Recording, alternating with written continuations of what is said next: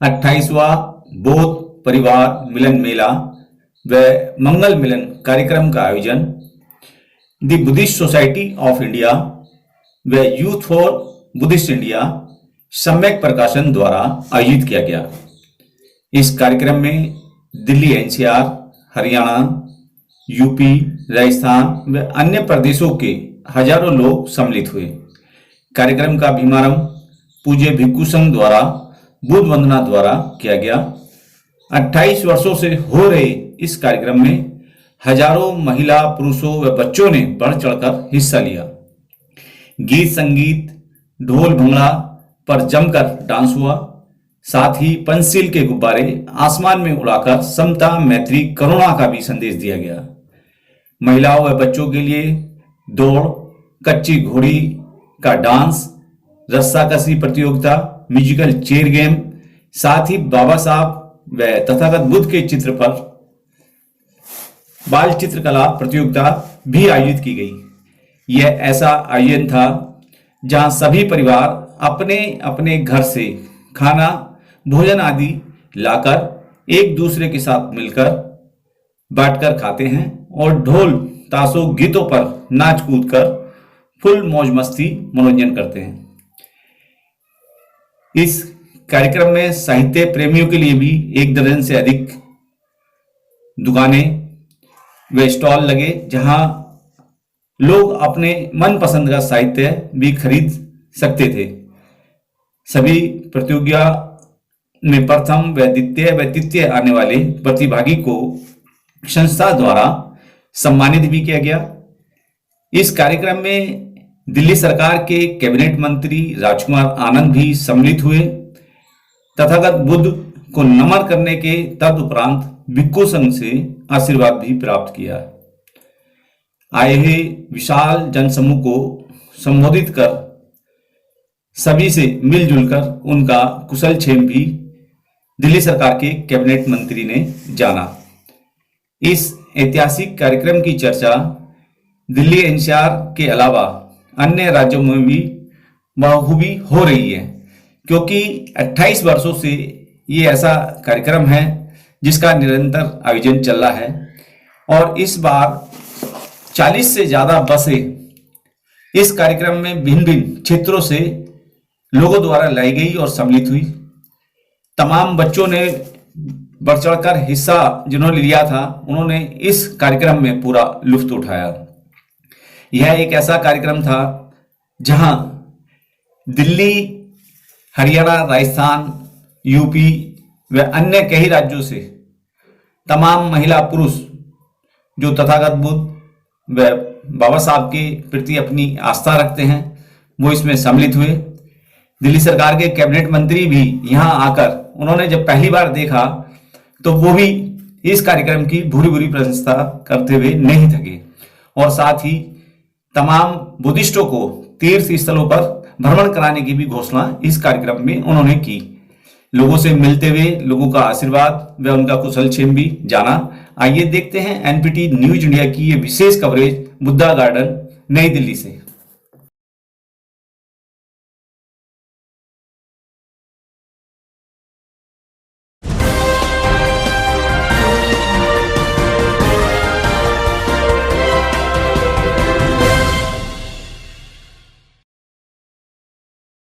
हमारे बीच कल्पना बोध जी हैं। देखे जाए तो एक सोशल एक्टिविस्ट है और समाज को कहीं ना कहीं एक नई दिशा और देने का काम कर रही हैं। कल्पना बोध जी, हमारे चैनल में आपका हार्दिक स्वागत है।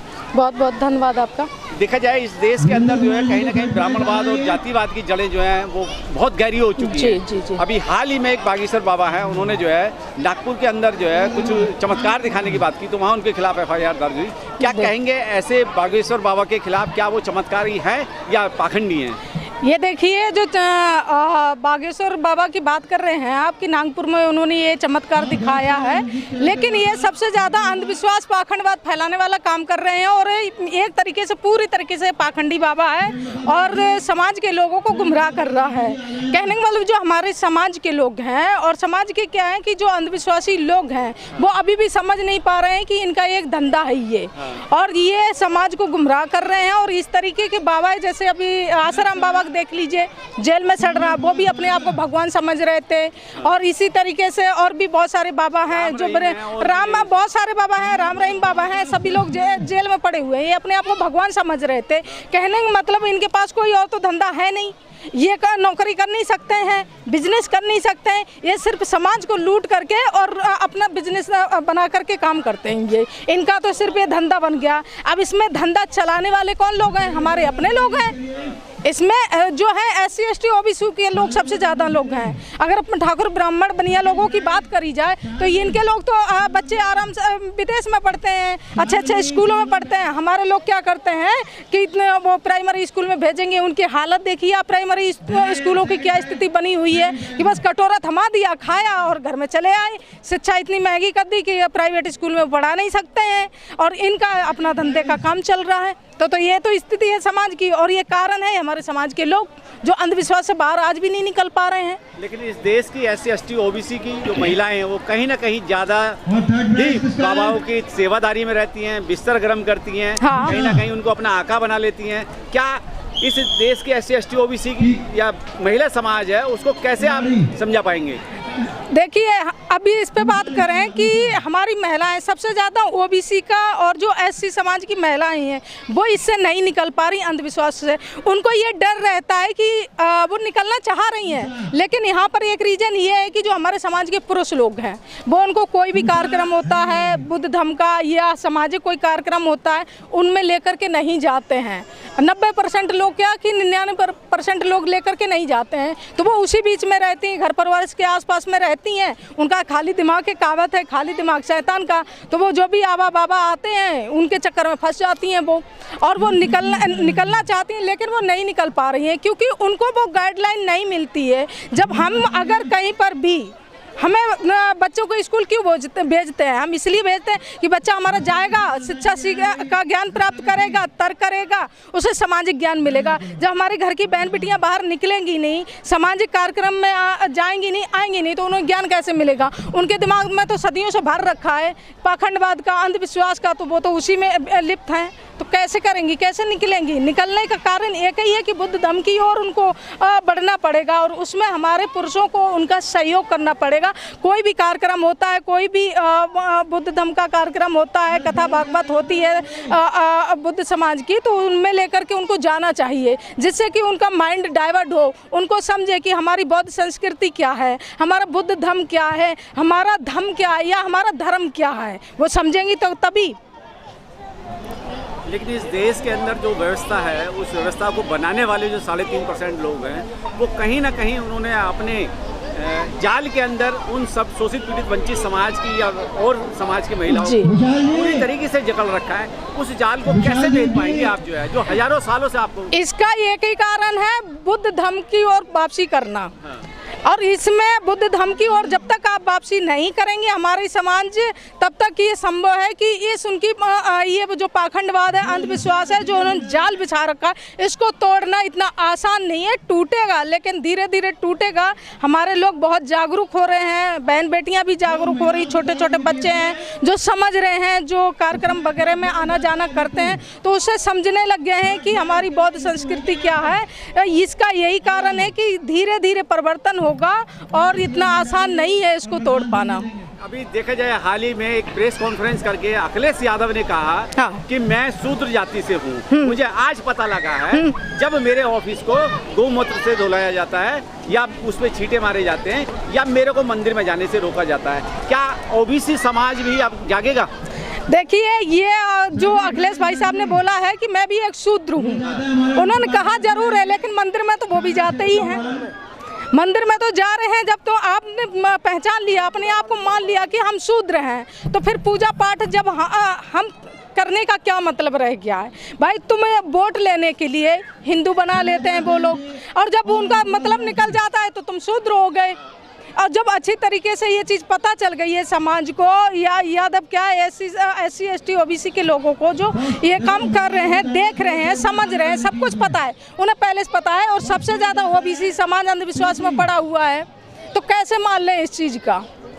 क्या आपको नहीं लगता कि जब वोटों की राजनीति होती है तो ये तो वोटों की राजनीति है? ओबीसी समाज को अपना भाई बना लेते हैं, बच्चा बना लेते हैं, रिश्तेदार बना लेते हैं, लेकिन जब हक अधिकार की बात होती है तब वो छूत बन जाते हैं। क्या कहेंगे इस बात को लेके? तो वही बता रहे हैं कि इनको सिर्फ वोट की राजनीति करनी है, दबे कुचले समाज का इनको भी सिर्फ वोट लेना है और वोट लेकर के उन्हीं का शोषण करना है, उनकी बहन बेटियों के साथ रेप करना है, उन्हीं के साथ अत्याचार करना है। और जब वोट लेना होता है तो उनको ही अपना भाई बनाएंगे, उनके पैर भी धुलाओ तो पैर भी धो लेंगे, पैर छुआओ तो पैर भी छू लेंगे है। कल्पना जी, अब तो मोहन भागवत जी ने भी कह दिया है कि तो जाति जो पंडितों ने बनाई है। अब ये बताओ, मोहन भागवत ने कह दिया, अभी तक मोहन भागवत को इसकी जरूरत नहीं पड़ी थी कि मोहन भागवत ये नहीं जानते थे कि जाति पंडितों ने बनाई है। जाति बनाई कि नहीं, जाति तो पंडितों ने बनाई है, ये जानते कौन नहीं, मोहन भागवत भी जानते थे। लेकिन जब उनका यार अडानी फंसा तो दिमाग को डाइवर्ट करने के लिए समाज के लोगों का उन्होंने ये बात को बोली। लेकिन हमारे समाज के लोग क्या करते हैं, इधर की पोस्ट उठाई उधर डाल दी, बोलने लग गए कि ये तो बहुत सही बोल रहे हैं मोहन भागवत। लेकिन मोहन भागवत ये बताओ कि जातियाँ कोई भगवान तो है नहीं, भगवान था कब? भगवान था कब जो भगवान ने जातियां बनाई हैं? बनाई तो तुम ही लोगों ने हैं। लेकिन जब तुम्हारा धंधा बंद होने लग गया है तो अब तुम्हारे पास कोई जवाब नहीं बना, तो मोहन भागवत ने अपने में वो विचार रख दिए कि भाई ये तो जातियां पंडितों ने बनाई हैं, क्योंकि तुम्हें खुद डर सताने लग गया। अगर जातियां पंडितों ने बनाई हैं तो एक काम करें ना मोहन भागवत जी, हमारे ऐसी समाज के किसी भी व्यक्ति को उठा के उसका क्या नाम RSS का जो मुख्यालय है उसका अध्यक्ष बना दें, तो हम जान लेंगे कि आप एकता ला रहे हैं या समानता ला रहे हैं, जातियां खत्म कर रहे हैं। तब तो हम जानेंगे मोहन भागवत ने सही कहा। मैं कैसे कह दूं कि तुमने सही कहा? तुमने तो, हमें तो लग रहा है कि उसी की वजह से कहा कि जब तुम्हारा अडानी फंसा सवालों के घेरे में तो तुमने उसका दिमाग डाइवर्ट करने के लिए जनता का तुमने सवाल किया। कल्पना जी, आप लोग उनको बोलने भी नहीं देती हैं। अगर वो कहते हैं कि जाति पंडितों ने बनाई तो उसमें ऑब्जेक्शन कर देते हैं, अगर और कोई बात बोलते हैं तो ऑब्जेक्शन कर देते हैं। मोदी जी कोई बात